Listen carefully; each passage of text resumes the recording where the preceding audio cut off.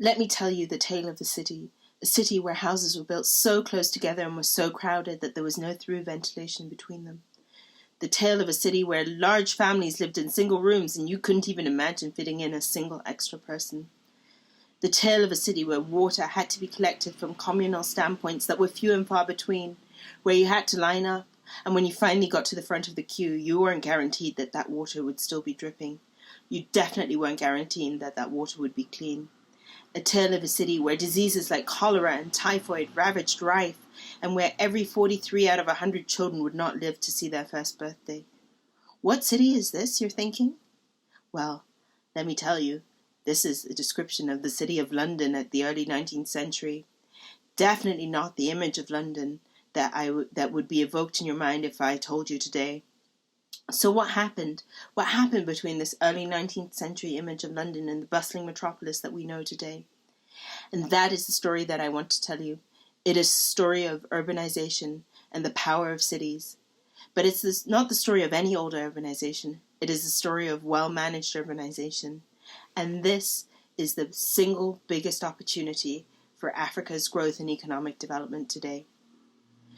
Urbanization and cities provide the power of convergence at 3 levels. First, at a continental level. There is no single continent today, be it Europe, the US, or even most recently Asia, that has managed to grow and develop without going through an urbanization process. And this is a massive opportunity for Africa, which is the fastest urbanizing continent to date. And where by 2035, 50% of all dwellers will be urban, and after 2035, the continent will be majority urban and not rural. Cities and urbanization provide the power of convergence at a national level. It's not just the ability for those who live in cities to grow and develop. No, in fact, urbanization is a national policy. And this is important to understand, that we move away from this false dichotomy of urban or rural, or urban versus rural, to the fact that urbanization can be an engine for growth for the whole country. Why is this? Well, let me illustrate it to you with one example. Agriculture, which employs the majority of the population across the continent today, and which is the jobs that most people will move away from as they move to the city, can also become more productive and upgrade as urbanization progresses. Why? Well, as people live in cities, they can't grow their own foods. They're reliant on markets, and those markets have to be supplied with goods from rural areas, which leaves the opportunity for those who stay back and farm to sell their goods. But in addition, as people move to cities, they demand a different type of good. They demand more processed goods. So whether it is packaged coffee or tea, or fruit that is then processed into jams and juices. And this provides an opportunity for farmers to upgrade their own processes and engage in higher productive processing that will allow them to sell these processed goods at higher prices and reap the benefits themselves. Thirdly, urbanization and cities, and perhaps most importantly, provides the opportunity of convergence for the individual level. Historically, for any country in the world, the clearest path from poverty to prosperity has been the move from someone from a rural area to an urban area. And that remains the case across the continent today. The picture you see in front of you, all those people, they have really sort of relied on this potential path to prosperity to come to the city and to try and make their living. This is because the city generally provides better infrastructure, better jobs, and better services. This is best illustrated by the story of my boda drivers. Bodas are the motorcycle taxis that we use to get around in Kampala. And my boda driver moved from his village, where he had a house and a plot of land where he was growing. He moved his family of 7 to one of the informal settlements in Kampala to become a boda driver. And I asked him why. Why did he do this? Because, in a rural area, he had a nice life. And he said it was for 2 reasons. First, and most importantly, it meant that his children were able to access better education. Although services in many of our African cities are still lacking, they are still far better and far more numerous than what you find in most rural areas today. Secondly, It provided him the ability to generate an income and to send his children to school, and to provide them, therefore, this foundation and opportunity for a better life. Urbanization has also been the process of convergence for individuals due to the nature of people being so close together that fosters innovation, that allows for entrepreneurship, that allows for ingenuity. And most of the biggest inventions that we have today are inventions that derived from cities. So how do we unlock this power of opportunity, the power of convergence? How do we unlock this opportunity for our continent as a whole? Because clearly at the moment something is not quite working. Clearly at the moment the cities that we have still resemble that description of early 19th century London that I started with. That's where we need policies. That's where we need to have well-managed urbanization. We need to put urbanization at the forefront of our agenda.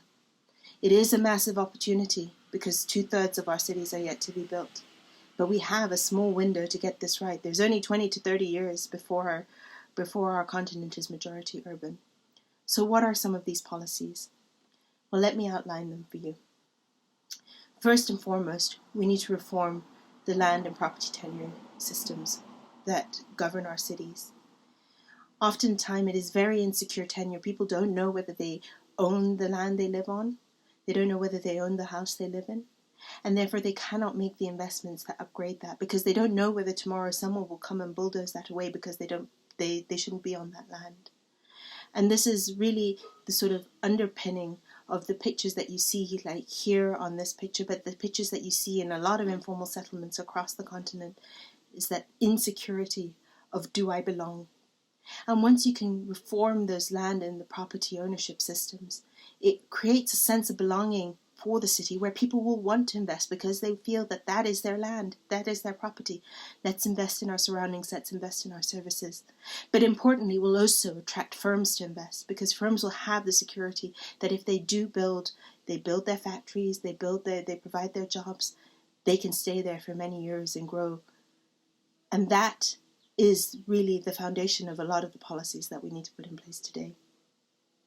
Secondly, we need to plan not only for the cities that we already have and manage the cities that we already have, manage them better. We need to plan for those 2/3 of cities to come.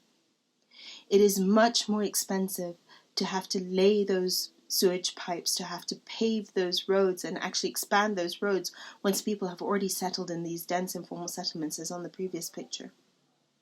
Rather, it is much cheaper to do it before people have settled, to make these investments before people have settled. And in fact, even more so than that, if you try and now lay a sewage pipe after people have settled, you've got to move the people, and this can be absolutely detrimental to people's livelihoods. However, when we plan before settlement, it means we can leave the space in which we need to make those infrastructure investments in the future. And in particular, if cities don't have the money now, they can just say, look, here's the space of where the road is going to come, and this is where the sewage pipe will be laid. And that can even direct people's expectations about where they should build their houses and where they should build their firms. This is exactly what the city of Hargeisa has done, as you can see on this picture here. And it is quite cheap. You just need to make sure that people know by keeping the way free.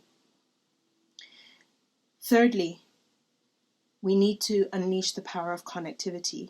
Mobility sits at the core of our urban life. It allows us to connect as people to our jobs, to our residences. It allows firms to connect to their inputs, to their markets.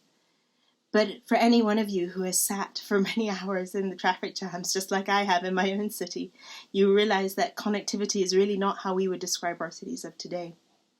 And connectivity requires just simple upgrades from moving to small capacity vehicles. For example, the 14-seater matatus or danfos that we have, to be able to start moving larger number of people in larger capacity vehicles. So for example, in buses and bus rapid transit systems. But again, these need to be coordinated and well managed to purchase so that we can really help the city move and city life emerge. Fourthly, all of this needs to be paid for somehow. Nothing is going to come for free. And the city's biggest asset is the land that it lies on. The fact that everyone wants to move to the city makes land come in short supply. But that also creates the public value on which the land sits on. I think this is really wonderfully illustrated by the pictures you have here. On the left is Nairobi in 1980, and on the right is Nairobi today. And as you can see, between 1980 and today, that empty land has been filled with skyscrapers and other buildings, because people want to be there. People want to be at the hub and the engine of happening. But it's only fair that that publicly created value is recapitalized and reinvested into the public services and public infrastructure that is needed to make the city work. And therefore, land and property taxes are a really key function for cities to be able to finance themselves and have very large untapped potential across the continent today. Finally, it is important to highlight that there is one major opportunity that Africa has by going through its urbanization process today compared to, for example, when Europe or US went through their urbanization processes. And that's the fact that we are urbanizing in a data-rich environment. There is more data and we have more access to data today than we've ever had before. This can help us understand how the city is growing, how fast the city is growing, where people want to settle, what people's desires are, what people's needs are, who the vulnerable people are that we need to support. But I think there is just 3 points that is important to talk about when using data as a tool for well-managed urbanization. One, more data is not always better than less. Data is only as good as it is collected to address to address policy challenges that have been identified. Data for the sake of collecting data is just going to be another waste of resources.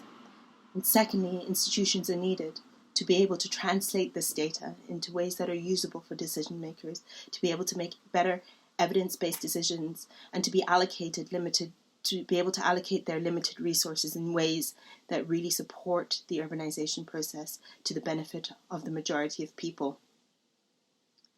I want to end with a picture of my own city, Kampala, a city that I live in and a city that I love. And a city that epitomizes the ability that we have to really manage the urbanization process well.